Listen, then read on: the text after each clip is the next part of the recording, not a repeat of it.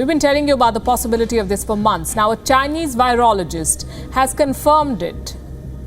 The virus was made in a lab in China. The scientist says she has proof that this virus was made in the Wuhan lab. Dr. Li-Meng Yan fled China, claiming COVID-19 was engineered in a Wuhan lab.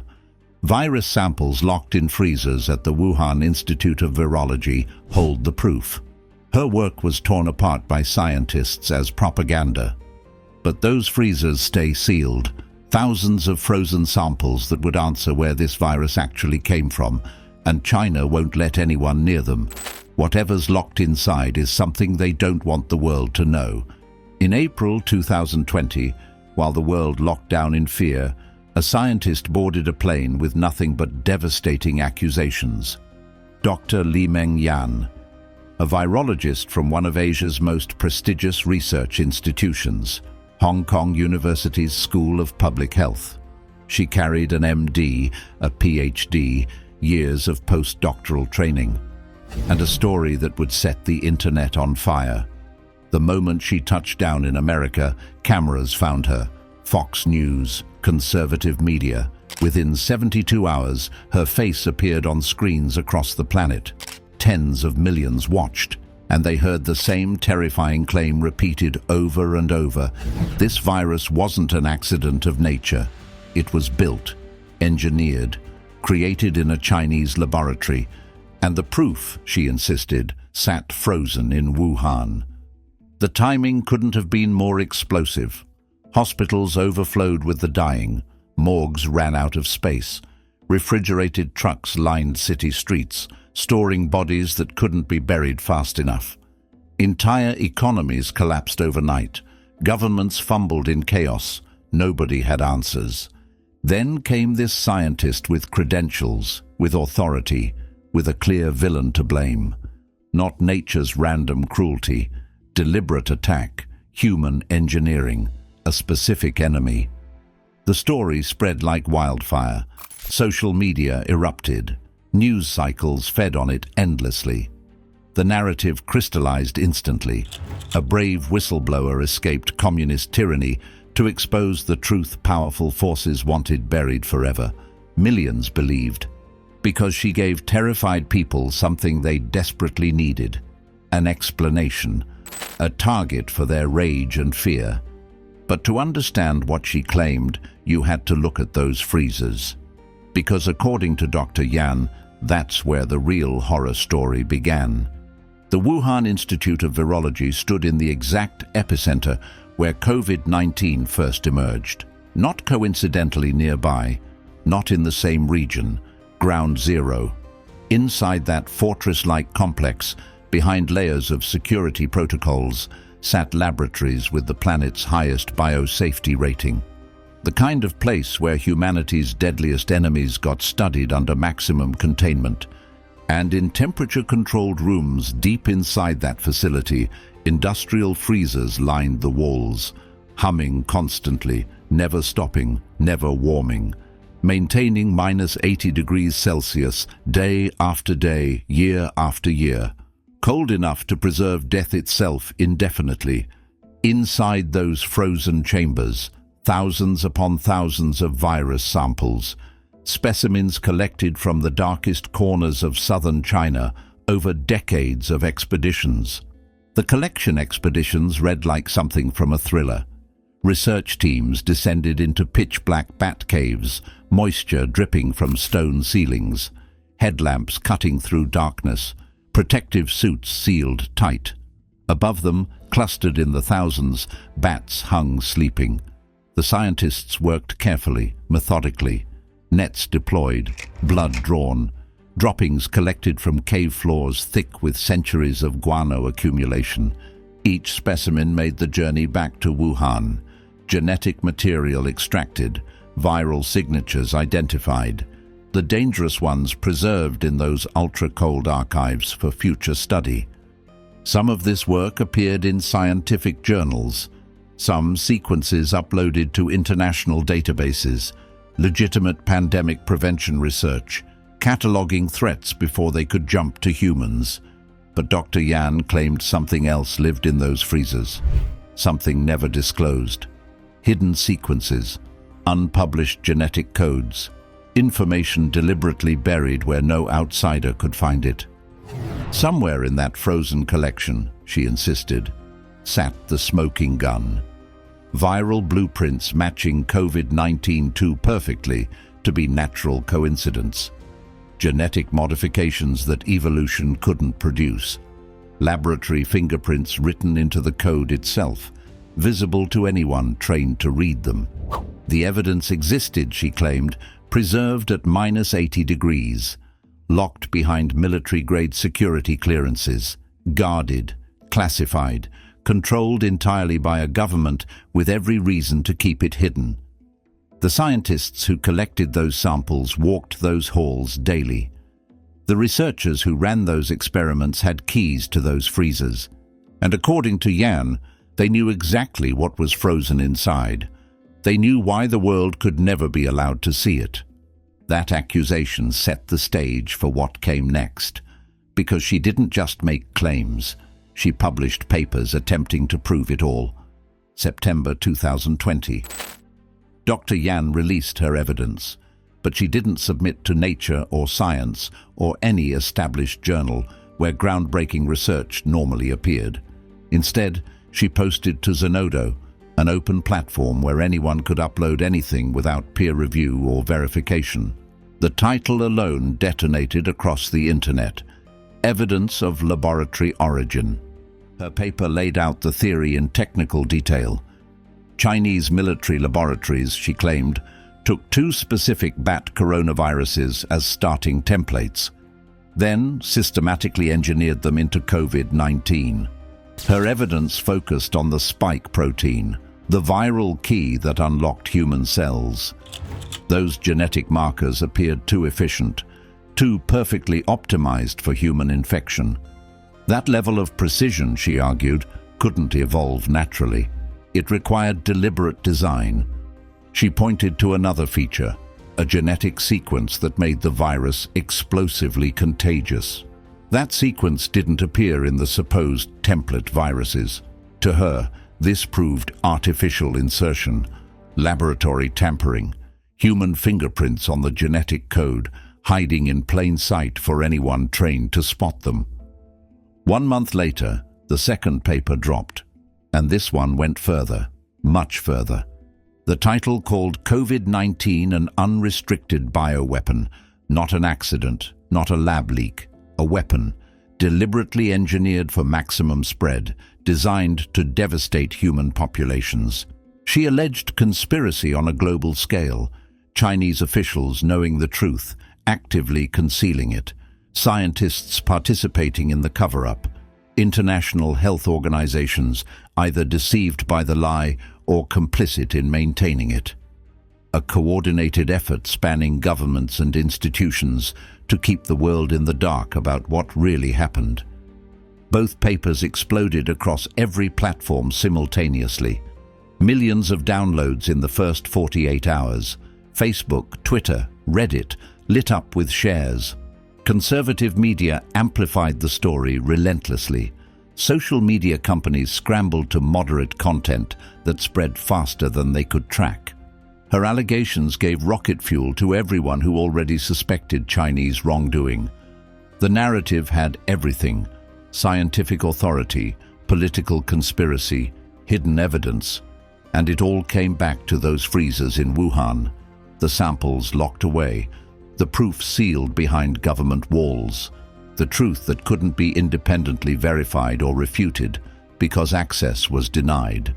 Her papers created a global firestorm overnight, and that's when scientists around the world began actually reading what she'd written, really examining her evidence, really checking her claims. What they found changed everything. The scientific community mobilized fast. Virologists from elite universities, evolutionary biologists, genetic analysis experts. They downloaded her papers and began dissecting every claim, every piece of evidence, every conclusion. The problems appeared immediately. Johns Hopkins Center for Health Security published their assessment first. The research contained contradictory and inaccurate information that fundamentally failed to support the claims being made. Other major institutions assembled expert panels. The unanimous conclusion echoed everywhere. No credible scientific evidence supported any of her major assertions. Then came the systematic demolition. Her core theory collapsed under basic scrutiny. Those 2 bat viruses she identified as templates weren't genetically close enough to COVID-19 to work as starting material. The distance was too vast. Scientists didn't just disagree with her interpretation, they proved her fundamental premise was impossible. Those spike protein markers she called suspiciously perfect for human infection existed naturally in wild bat populations across Southeast Asia. No laboratory required, no engineering needed. Nature had already created them in remote caves untouched by humans. The genetic feature she claimed was artificially inserted appeared in other coronaviruses that evolved naturally without any laboratory involvement. Multiple independent research teams demonstrated exactly how these sequences developed through well-documented evolutionary processes. But the problems went deeper than wrong conclusions. Her methodology was fundamentally broken. She'd misinterpreted genetic data in ways that led to false results.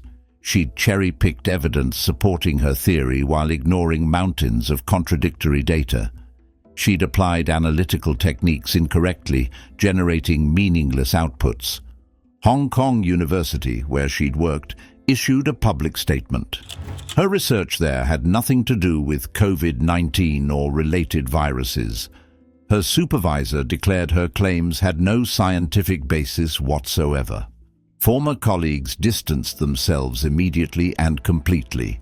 Then came the detail that raised the biggest red flag. She'd never submitted these papers to peer-reviewed journals, never subjected them to the rigorous process where other scientists examine your methods, challenge your conclusions, attempt to replicate your results before publication. She'd simply posted them online where there were no gatekeepers, no verification, no quality control. Within months, the global scientific consensus crystallized. Virologists worldwide, including many initially open to investigating lab leak possibilities, rejected her work entirely, not because of political pressure, because the underlying science was irreparably flawed. Major institutions used harsh language, propaganda, misleading, baseless, dangerous misinformation. Her scientific credibility was demolished utterly and completely, yet millions still believed her, because she told them what they wanted desperately to hear. And that's when investigative reporters started digging into the real story. Who was really behind Dr. Yan's sudden fame? Who orchestrated her rise? Who benefited from her claims spreading globally? The truth was darker than the conspiracy she'd described. Dr. Yan's escape wasn't spontaneous. Her media blitz wasn't organic. The whole operation had been stage-managed from the beginning by 2 men with agendas that had nothing to do with scientific truth. Steve Bannon, former Breitbart chairman, former Trump chief strategist, a master manipulator who'd built a career weaponizing information for political warfare. Guo Wengui, exiled Chinese billionaire operating anti-communist campaigns from Manhattan, a man who dedicated his fortune to destroying the Chinese government by any means available. These 2 had formed a political alliance with one explicit goal: bring down the Chinese Communist Party through exposure and regime change. When Yan first began sharing her suspicions about COVID's origins, she contacted a YouTube personality. That personality had direct connections to Guo's network. The introduction was made. Bannon and Guo saw their opportunity immediately. They arranged everything: first-class flight from Hong Kong to America, housing secured, media coaching provided, what to say, how to frame it, which outlets to target for maximum impact.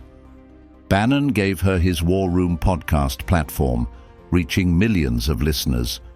He introduced her explicitly as essential to achieving regime change in China.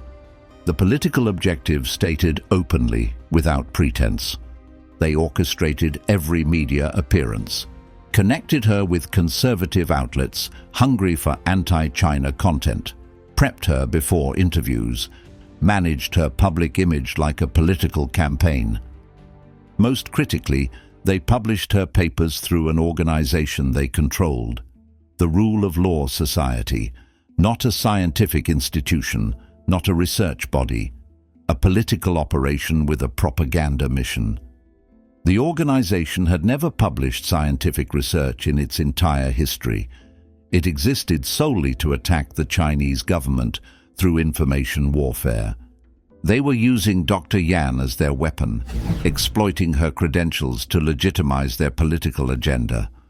The New York Times investigated the whole operation, documented how Bannon and Guo had stage-managed everything from first contact, how they'd weaponized a scientist's credentials to give their propaganda campaign scientific legitimacy.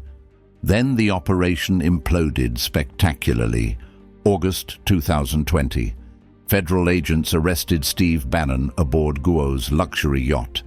The charges: defrauding donors of $25 million in a border wall funding scheme. July 2024. A jury convicted Guo Wengui of defrauding investors of more than $1 billion through elaborate schemes. He went to federal prison. The two men who'd made Dr. Yan a household name were both convicted criminals. Both had committed massive fraud for personal enrichment. Both had cynically exploited her credentials to advance their political warfare while stealing millions. The brave whistleblower narrative was manufactured propaganda from the start. The heroic scientist story was crafted manipulation designed to serve their agenda and their bank accounts. Dr. Yan may genuinely believe what she's saying, but she'd been weaponized by criminals who didn't care about truth. Which raised the obvious question: if her claims about those freezers were false, what actually existed inside them? The freezers existed. The viral samples were real, thousands of specimens collected over decades. This part was documented fact, not conspiracy theory. Then December 2024 brought a revelation that changed the entire narrative.